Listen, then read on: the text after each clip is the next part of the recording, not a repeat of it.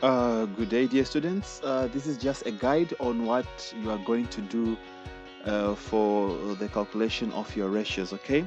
So the assessment is as follows, and it is on your platform. You can download it there, and then you can just fill it in, all right? So now please write your company, your team number here. Let's say team 1 and group 3, that's now for full-time, or team 1 group 6, that's for part-time, and team 1 group 9, that's for distance. So please indicate it clearly, all right?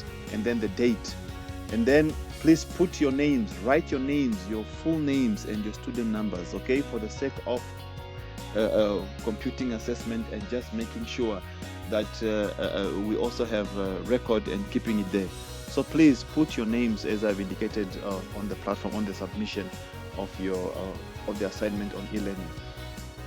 All right, what's going to happen is that you have, these are the ratios that you are going to do.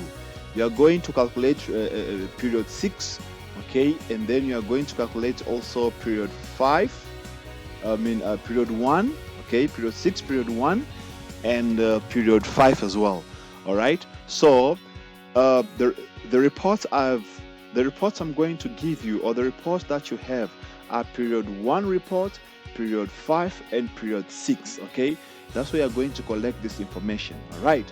So this is actually now what you're going to do. These are the questions, okay? The questions are straightforward, and then the calculations are straightforward.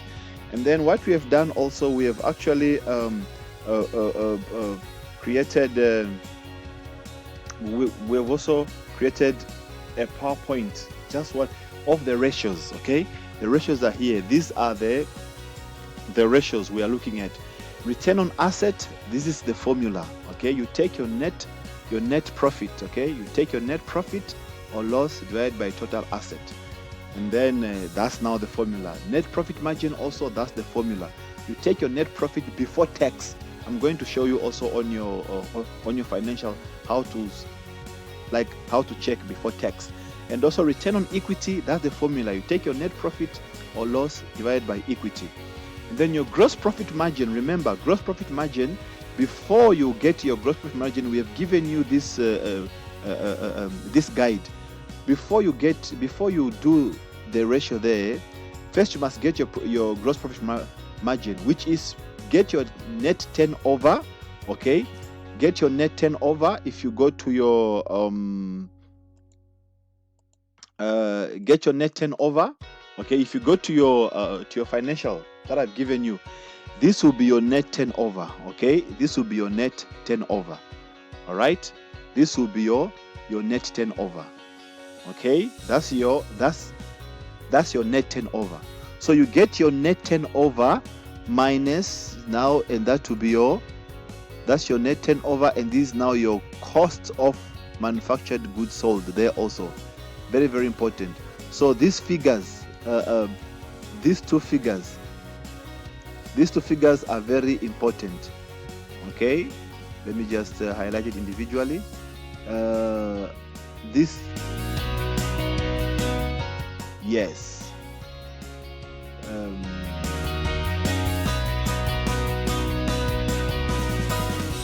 these two figures are very important, okay? So these are the figures that you're going to get, and then just as the rule is saying, you are going to get them, okay? Net turnover minus your cost of goods. So you are going to have it as follows, okay? Net turnover minus your cost of goods. So 91,000 in this case minus 58. So the answer you get, that's now the answer we are actually now talking of. You now doing what? You now putting it here. The answer will now become your gross profit, and then you now divide by the net turnover, which is now the 91. All right. So please make sure that you understand all these logistics with regards to formulas, okay? And your day sales outstanding, remember, your day sales outstanding, you get your accounts receivable.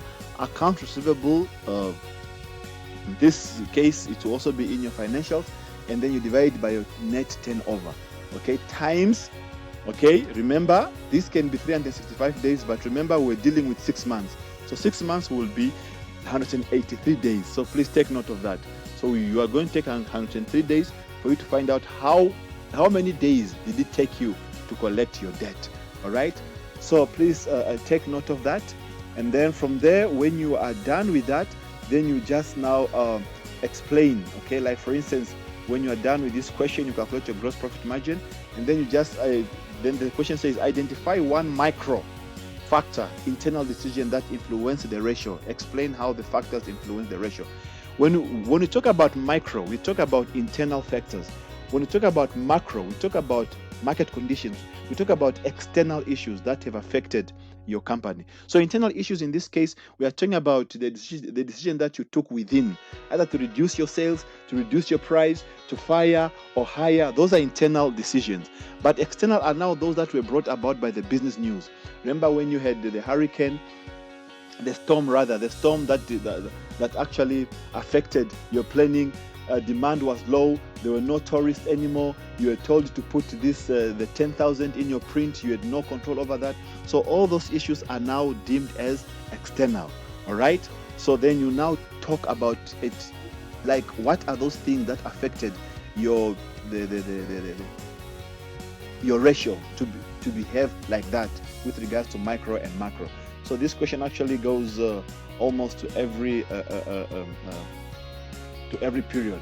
Okay, so this is just a guide for you to understand how you're going to do your ratio calculations and where you're going to get your information. All your information are on your reports, the one I gave you. Okay, so this is your report. This is your profit and loss account, and down there is your balance sheet. Everything, all the numbers and figures, you will get them there. All right, you will get them there. They are all there. You can see accounts, account receivable. Please, I want to explain this. Account receivable is the same as your trade receivable. This one is the same as your account receivable. Are we together? Okay, this also is the same as your account receivable. Are we together, class? This also can be the same as your account receivable. All right, so this will also be your account receivable. So please follow exactly like how you're updating your balance sheet. Just follow company, these figures for company 1, company 2, and company 3, and so on and so on. Okay, account receivable is the same as your trade receivable. Okay, so don't be confused. And total assets and whatever, I think these are your total assets. You know, these overall figures are your total assets. These total assets is here, total liabilities is here. So these are your, in case you are asked your total assets, these are they. Okay, these are the numbers, and the rest is just self-explanatory. And how do you get your money before tax? Okay, how do you get your money before tax? You can see, you can just look at your tax and I mean your profit and loss account here. So you can see here is the like in this case you can see here is your pre-tax. Okay, your pre-tax is here, and then the tax will be deducted here. So okay, if you go to the period that you did profit, you'll actually see it properly here. So minus your tax, what you can do is that you can just take your amount, you can just add these two amounts together. That will be before tax. Okay, so that's now you will now take now this amount before tax, you put it together, this amount, your pre-tax and your tax on earnings, take it together, and then it will give you before tax, and then you will have it there. All right, so please work as a team and work closely, because these ratios actually carry a lot of marks. Should you have any questions, please, you can always contact me, and then I'll be able to clarify more. With that, ladies and gentlemen, you make sure that you have all the documents necessary for you to be able to actually do these ratios. All right, thank you and all the best.